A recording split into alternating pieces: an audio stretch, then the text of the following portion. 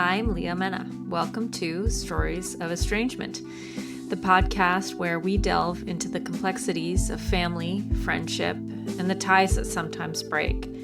Together, we'll explore the paths that lead to estrangement, the emotions that come with it, and the ways that people navigate life beyond it.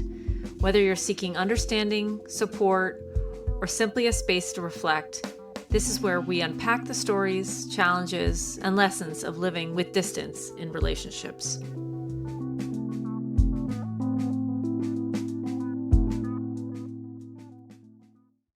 Are we recording? Yeah.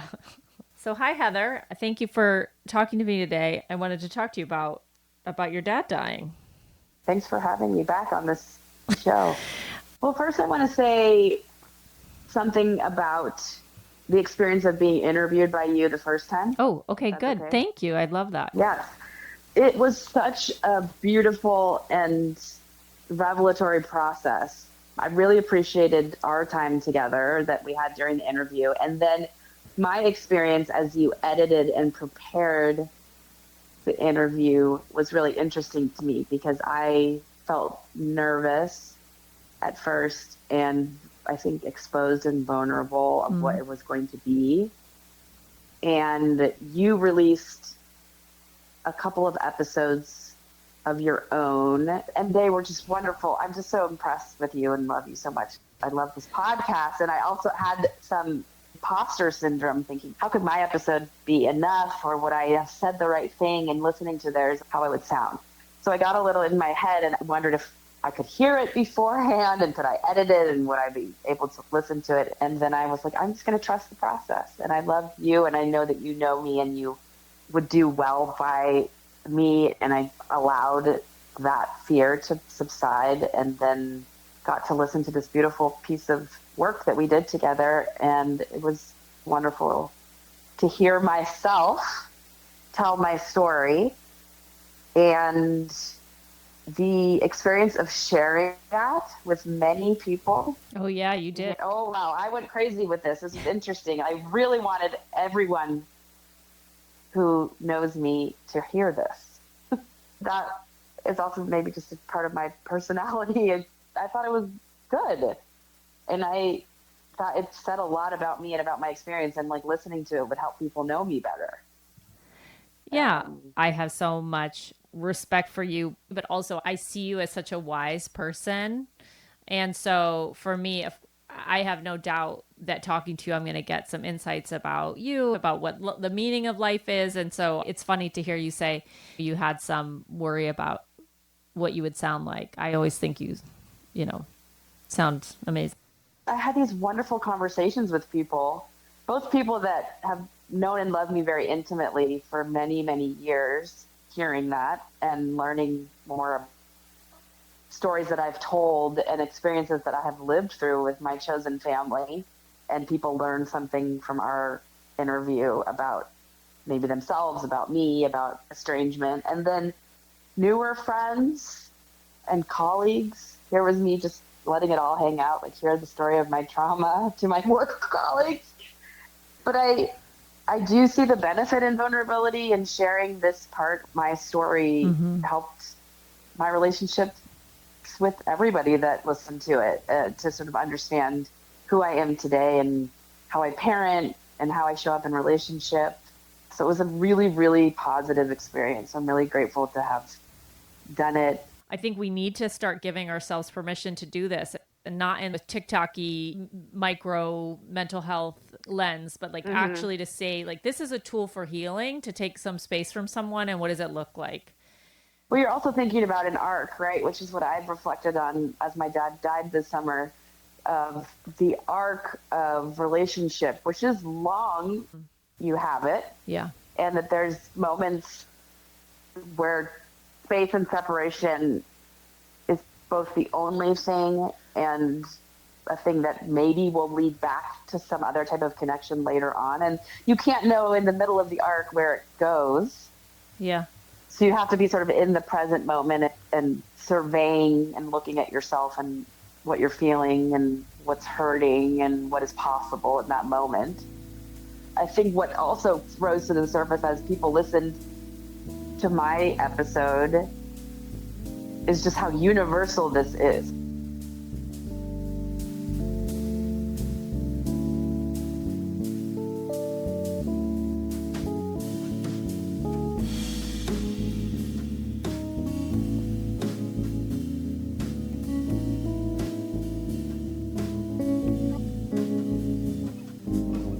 It was really interesting to see you when you were coming back from seeing your dad at hospice. Your dad is who you had an estrangement with for many years and then had a reconnecting when he was diagnosed with Parkinson's. And so we saw each other at the airport on your way back home from your visit with him. You went home knowing that your dad was going to pass imminently. He has Parkinson's, but he was declining, but still on a kind of a slower pace. He had an accident, ended up in the hospital, and declined very quickly once he got into the hospital. And so when he was unable to swallow, moved into hospice and palliative care because he had a strict DNR that he wasn't going to be given any nutrition. Things were moving very quickly, and I decided that I wanted to say goodbye to him.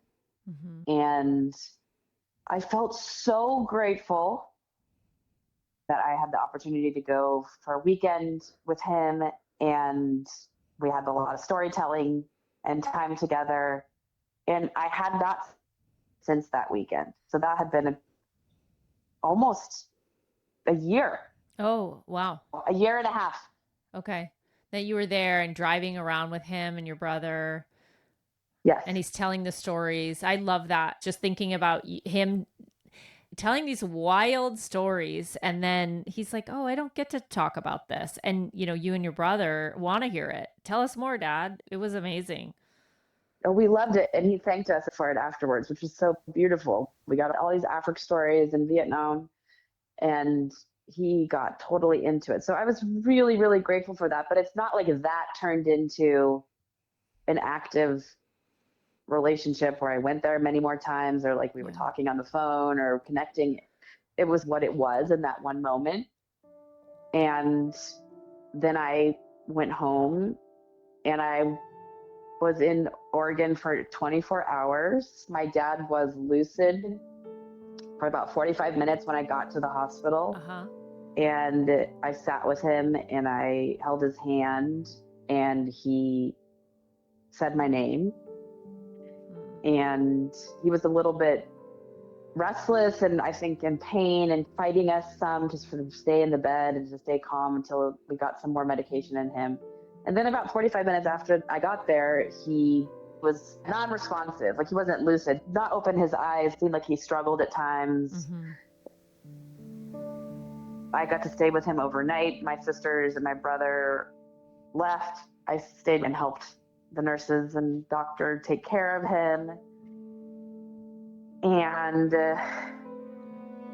I realized that I wanted physical proximity to him. So it was like at the end, before I was leaving, I asked to be in the room by myself with him, which was hard to do because I've never asked his wife for any privacy or for any time with him by myself, because that was always so forbidden. My personal relationship with my dad always seemed very threatening to her, and that she needed to run things, and that for me to ask for that, even in that moment that I knew that I needed it, I felt like that was really hard to do. But I said, can everyone leave so I can have some time with him? And I cried, and I like touched his face and his skin and his hair. And I said, why, a bunch of times. And I was feeling the deep longing to have had more with him. And I felt really, really good to like physically touch him, because I had not done that since I was a young child. I had not had a hug really from my dad or just like being close with his body. So I just laid with him and touched him, and then I left. And I went to the airport, this small little airport in Medford, Oregon, and I listened to our podcast. I remember thinking, like, this is the best gift that I have written, like, in the history books. Like, this is recorded, my experience. I have this forever, this reflection of our relationship. I had a layover in Seattle, and there you were, this angel of mercy that just came to me with 16 kombuchas and every other thing that I love. And then we got to hang out for a couple of hours. My dad, I thought, oh, he's going to die tomorrow, next day. My dad lived for 15 more days without 15 food and water. And it was very, very liminal to like have left, knowing that he was alive. And then he went on to sort of hang on for a lot more time. And I have this great, very visceral memory of my sister calling me to let me know that he had died. April was the only one that was with him. I guess Dee, his wife, was too, but my brother wasn't there. I wasn't there. My other sister, Lisa, wasn't. And I heard that he died, and then I was going right into my middle son's best friend's bat mitzvah. And we went into the bat mitzvah, and I danced so hard. It was the best thing ever. I danced super duper hard, and I was sweated, like it was so hot. My whole outfit was wet, and I just like danced so aggressively, and none of the kids were embarrassed of me, which, as we know, as parents of teens, they hate when we dance. Mm-hmm. They loved it. They were calling me their hype man. They were like, come on, Heather, like get out on the dance floor. Everyone was loving it. Like these teens were totally into my dancing. I just like went in and released, and it was exactly like what I needed.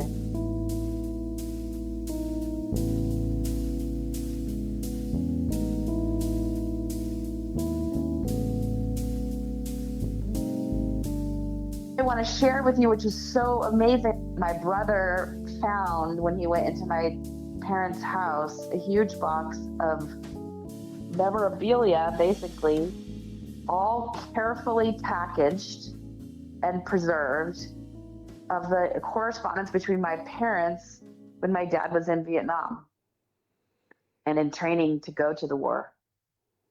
And 2 weeks after my dad passed, I spent days going through these letters, and I got like a passage to a different experience of him. Mm-hmm. And he was a pacifist. He was a complete romantic. Yes. To my mom. Yes. I know you saw this. It was just like anti-war, didn't know what he was doing. Like these beautiful quotes of like, how do I be a hardened soldier but still soft enough to love?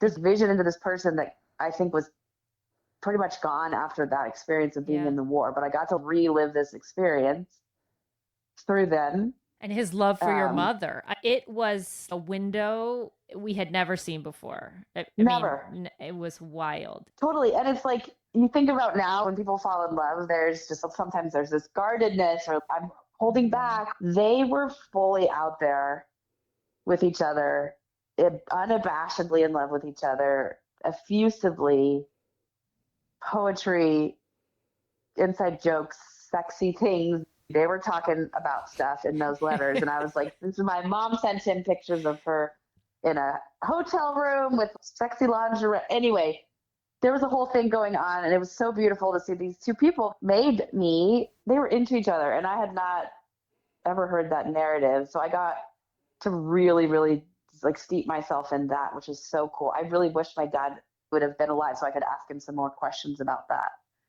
That's something my therapist said to me during this time is like, now that my dad is dead, I get to have whatever memories or narrative that I want about him because he can't change it or correct it, which is interesting. How do you want to remember him in a way that works for you, that is healthy for you, that isn't about a narrative that you weren't enough as a daughter, that is about, Yes. his journey and what happened to him in his life? I think that the Vietnam piece and dating your mom and that stuff is really interesting framework to see all of that happened before you were born. Your dad's trauma impacted him, the trauma of your mom leaving him, the trauma of Vietnam, all of that happened that was not a part of you, that was not because of you, it Yes. didn't have anything to do with you. Yes. So Yep. you don't have to take responsibility for that. And I think that's like the pain of estrangement for many of us is if I had just been the right person or I had loved the right Mm, way and I could have done the yes. right thing, that I could have been tolerable or we could have been in relationship. Right. Because that's the question of estrangement, right? Could I do more or be more receptive or flexible or, yeah, tolerating really is the word that keeps coming up for me is like someone that's hard to be around. Like, how much are we supposed to tolerate? Mm-hmm. What's within the range of normal? I put that in quotes. Everyone's going to have a different calculus for that, right? Like, and Mm-hmm. then some people have like an event, like, oh, this is an unforgivable event. But a slow burn that I had over time, there's always this thing of like, oh, should I just have been more chill? Yeah, you don't have to ask those questions anymore. Do you feel like you want to relitigate that with yourself now that he's gone? Could I have done more? I think it's done. I did this little investigation thing because my dad's financial advisor had reached out to me before my dad died that he was in charge of my dad's estate and that he needed my social security number and I of that and my brother's. And I had this little inkling that there was something in there that was separate. And this is a fantasy that Mm-hmm. like my dad left something for me. And then basically in the end what I found out is that no, he didn't. Everything in my dad's quote unquote estate went to his wife. Mm-hmm. Oddly, my stepmother died 3 months later. And so now we're in the process of navigating all of that. I had this fantasy that he wrote me a note, even if it was like just a piece of paper that said, "Hey, I love you." Yeah. I wanted that really badly, and it didn't happen. I think it's just longing still that I've had all Mm-hmm. along, and sadness and still grieving that didn't happen. That feeling of having my dad back or something. That was just ephemeral. It wasn't going to look like that. It was a fantasy. I think that it's helpful to be honest with yourself in terms of what the fantasy is, and then you can mourn the grief of not having it. Right, right. Well, I realized like to name things. Naming nuts. Naming nuts, Harlan Pepper. You're naming nuts. When you go outside of what is traditional for roles with parents, you get to decide how you want to be in relationship. You decided I want to name things. And maybe that's who you are, or maybe that's who you developed yourself to be. I just want to like have the most transparent dynamic that I can, so that Mm-hmm. we're operating from the same place. Yeah. We maybe share a narrative to whatever extent that you can share a narrative. We both have said this is what happened. I feel sad that you had this longing. I wish I could have attended to that grief maybe a little bit for you. I think it was really good. Thank you for saying that. And you always attend to me, so I didn't feel not attended. This summer, I acknowledged that. I just wanted to be special. I wanted something between my dad and I that like was just for us. Mm-hmm. Our relationship got so generalized into all of the kids, and then it got lost and disconnected. Even though I have 3 kids and we have a busy life and we have a lot of things going on, I see each of them. I have a Mm-hmm. very unique and special connection with each of them. It's not about the collective. Mm-hmm. There is a collective, but we have our own thing in there. And I think I missed that a lot. When I was younger, through the divorce, and then some little pieces somewhere that my dad saw me as an individual, Mm-hmm. and that was swept away in the time of life. What comes to mind when you're saying this The image of you and your brother on the beach in Hawaii, one of the last pictures before your stepmom came into the picture. Mm-hmm. And like, I look at your dad's legs. Your dad was like body, yaddy, yaddy. Totally. And there's that part of you and him that's just between you and him. Maybe sounds like an oversimplification. Working out and working Uh-huh. hard at your jobs and being dedicated to your work and just putting your head down. Physically, you and your dad are alike. In a different world, you could have gone on hiking trips together. And also, he was like a seeker too. Like, I remember when I was at Mount Yes. Holyoke, and he got this book by Susan Faludi. It was a huge book about feminism. Wow. He was like, "You and I are going to read this. We're going to talk about this." Backlash, the name of the book. That's That's what it wild. was? Okay. Well, Yeah, Susan Faludi back. I think it's something about feminism, okay. and he wanted to like debate that with me after being at a women's college for a couple of years. The undeclared war against American women. Oh my. That's the book. He bought it. He was reading it, and he wanted to like debate it with me. But I was like, "Cool, read that book. Like, let's talk about this." And Yeah. that could have been our relationship too, Yeah. because he is a seeker. He's a reader. He was a person that like would do that kind of thing. He was a poet when he was writing these letters to my mom. Yeah. It was wild. So, yes, there were a lot of missed opportunities. And that's the grief that are the longing or the path that I get to navigate as I grieve him and consider and integrate what our relationship was and what I get to learn from it and how I get to do things different with my own family.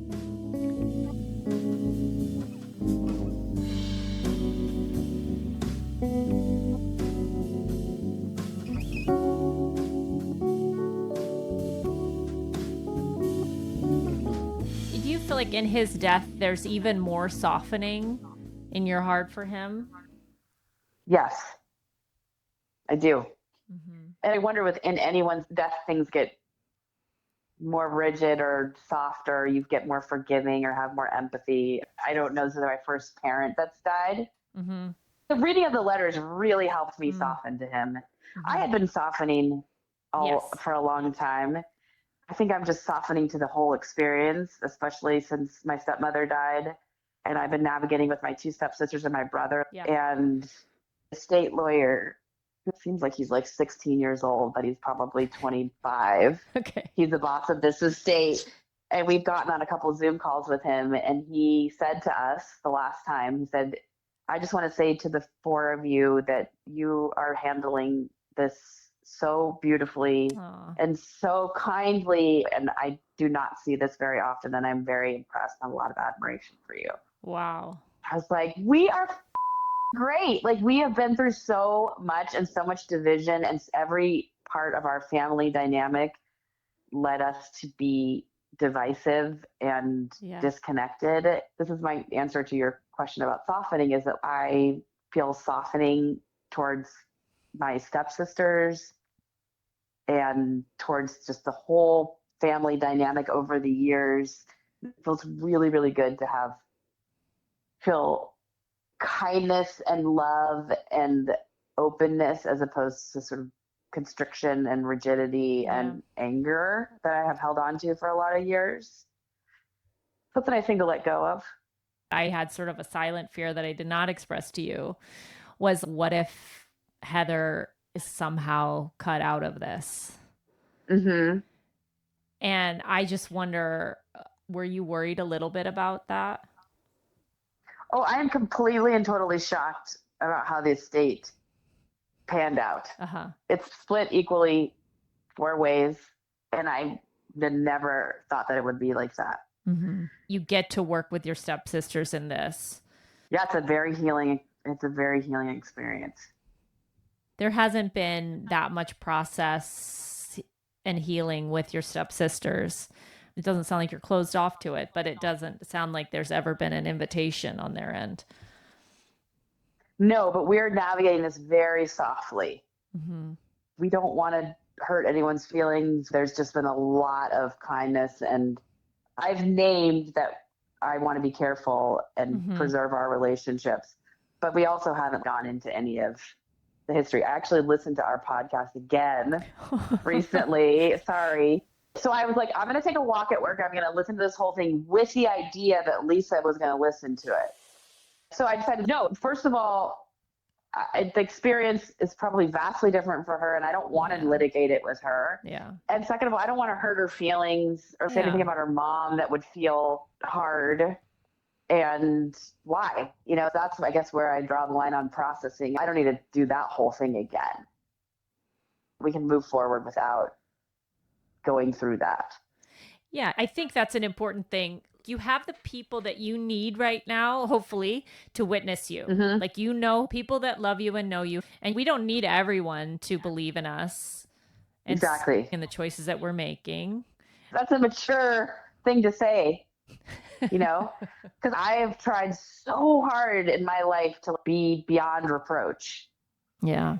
So that everyone loves me. No one is mad at me, whatever. Yeah. So you saying that, I'm like, yeah, theoretically, but it's so hard for me to have someone disagree or think I'm wrong or think I'm bad or I've made a bad choice. But I think it's getting easier as I'm getting older, or a lot less something. Worried about the external judgment. Yeah. What has it been like in your household around your kids' grandfather, even though he doesn't have that role on a typical way? What have the conversations been like for your kids? I was sharing a lot of pictures with them for a while as I was going through stuff, and they're always interested in seeing me and as a younger person. It's fun for them to try to pick out who someone looks like, and I think that they were just more focused on like my experience of it and being kind and careful with me. I don't think that it's not a loss for them. Yeah. In any way. And, it's interesting because my father-in-law died when Chad and I first started dating, maybe a year into that. And Donald has been like a very big presence in their life as a not alive person. Yeah. And they talk about him and they know him. And Evan, now that she's more into her Judaism, will like say goodnight to Grandpa Donald every night. Yeah. And she's choosing her Hebrew name after his name. It's just like very present. And my dad's not like that. They don't have a presence of him in their world. It's just hasn't been like that. Is there anything that has surprised you about what's going on for you in his passing? I think to your point, the softening, which feels like a relief. Yeah, that's the surprising. It's just sort of nice to see things kind of washing away. And then I've been in the muck of the estrangement, the challenge, the hurt, the longing, the grief for the majority of my adult life. Yeah. I've done so much work in therapy and processed this in so many different ways. And now after he has passed, I'm moving into just a phase of appreciation, acceptance, softening, which feels like a nice reprieve from battling angst at the beginning, wondering if I was doing the right thing or the wrong thing. Should I do that? Should I reach out? Why is he not reaching out? It hurts that he didn't. Why did he say this? He didn't say that. Our culture has ritual around death, and now you can just sort of close the door and put whatever memories in with his letters. And in estrangement, like, it's very hard to sort of package it up because there's so many unanswered questions. But now it's like you said, the narratives are done. Yes, that is a good sort of book end to it. It's not that it will end also because there's still more to chew on, but yes, it does tie up in a way that you don't get with estrangement. Well, I will let you go and be that great parent that you are. I'm going to see if anyone's woken up in my house. And they're still asleep at 12. I love it. All right, love you. Love you so much. Bye, Henry. Bye.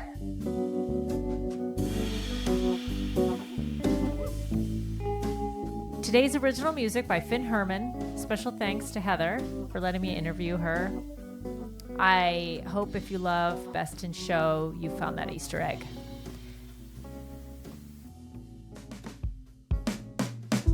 Thank you for joining us on Stories of Estrangement. We hope today's conversation has offered you insight, comfort, or a fresh perspective. If you'd like to share your story or connect with our community, visit us on our website, storiesofestrangement.com, or leave us a message at 1-844-ESTRANGE.